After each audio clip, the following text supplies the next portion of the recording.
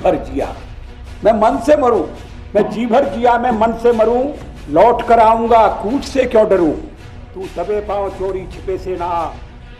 अटल बिहारी वाजपेयी एक सम्मानजनक व्यक्ति और भारत के महानतम राजनेताओं में से एक थे। वे अपने राजनीतिक दृढ़ संकल्पों और राजनीतिक समझ के साथ साथ अपने भाषण देने के अंदाज और कविता के कारण भी जाने जाते थे। अटल बिहारी वाजपेयी को भारतीय राजनीति का पितामह माना जाता है। वे देश के सबसे सराहनीय प्रधानमंत्रियों में से एक हैं। यूं तो अटल बिहारी वाजपेयी की लोकप्रियता इतनी है कि उनके व्यक्तित्व के बारे में बच्चे बच्चे को पता है, लेकिन फिर भी खबर 100 आपके लिए कुछ ऐसे रोचक किस्से लेकर आया है जो उम्मीद है कि आपके लिए नए होंगे। तो आइए शुरू करते हैं। अटल बिहारी वाजपेयी ने लॉ की पढ़ाई अपने पिता के साथ कानपुर के डीएवी कॉलेज से की थी। दोनों ने एक ही कक्षा में लॉ की डिग्री हासिल की और इस दौरान दोनों एक ही साथ हॉस्टल में भी रहे थे। अटल बिहारी वाजपेयी को उनके करीबी दोस्त और रिश्तेदार बापजी कहकर बुलाते थे। पूर्व प्रधानमंत्री मनमोहन सिंह ने राज्यसभा में एक भाषण के दौरान उन्हें भारतीय राजनीति का भीष्म पितामह कहा था। उन्होंने शादी नहीं की थी, लेकिन एक लड़की को गोद लिया था जिनका नाम नमिता है। लाल कृष्ण आडवाणी ने अपने एक इंटरव्यू में काफी रोचक किस्सा सुनाया है। आडवाणी के मुताबिक दिल्ली में नया बांस का उपचुनाव था, जिसके लिए उन्होंने कड़ी मेहनत की थी, लेकिन फिर भी वे चुनाव हार गए थे। जिसके बाद लाल कृष्ण आडवाणी और अटल बिहारी वाजपेयी दोनों काफी दुखी हुए, लेकिन तभी अटल बिहारी वाजपेयी लाल कृष्ण आडवाणी को पहाड़गंज में एक थिएटर में राज कपूर की फिल्म फिर सुबह होगी देखने के लिए उन्हें लेकर चले गए। जिसके बाद लाल कृष्ण आडवाणी ने यह भी कहा कि आज हम हारे जरूर हैं, लेकिन आप देखिएगा सुबह जरूर होगी। 1993 की बात है। अटल बिहारी वाजपेयी अमेरिकी दौरे के वक्त फुर्सत के पलों में ग्रैंड कैनियन और डिज्नीलैंड जा पहुंचे। बाल सुलभ कौतूहल के साथ वे बकायदा लाइन में लगे और टिकट खरीदकर डिज्नीलैंड की राइड्स का आनंद लिया। उनके व्यक्तित्व के इस पहलू के बारे में बहुत ही कम लोग जानते हैं।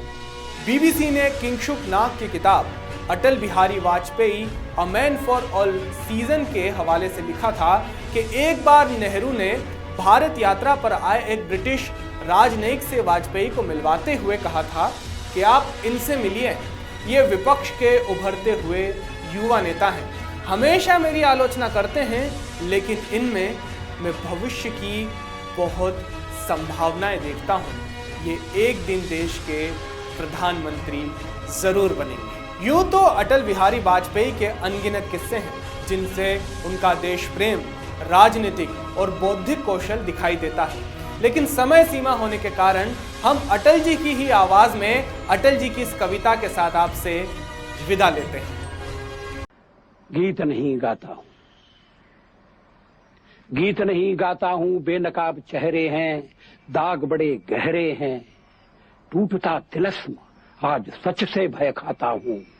गीत नहीं गाता हूं, गीत नहीं गाता हूं। लगी कुछ ऐसी नजर, लगी कुछ ऐसी नजर, बिखरा शीशे सा शहर, अपनों के मेले में मीत नहीं पाता हूं।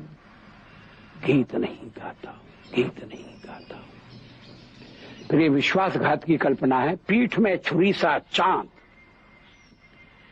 पीठ में छुरी सा चांद, राह हो गया रेखा फांद, मुक्त के क्षणों में बार बार बंध जाता हूं।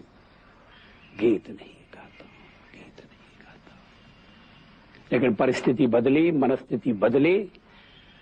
कवि ने कहा कि मैं लिखूंगा, और कवि ने लिखा गीत नया गाता हूं, गीत नया गाता हूं। टूटे हुए तारों से फूटे वासंती स्वर, पत्थर की छाती में उगा आया नव अंकुर, झरे सब पीले पात, कोयल की कुहुक रात, प्राची में अरुणिमा की रेख देख पाता हूं। गीत नया गाता हूं, गीत नया गाता हूं। इसका अंतिम है, टूटे हुए सपने की सुने कौन सिसकी,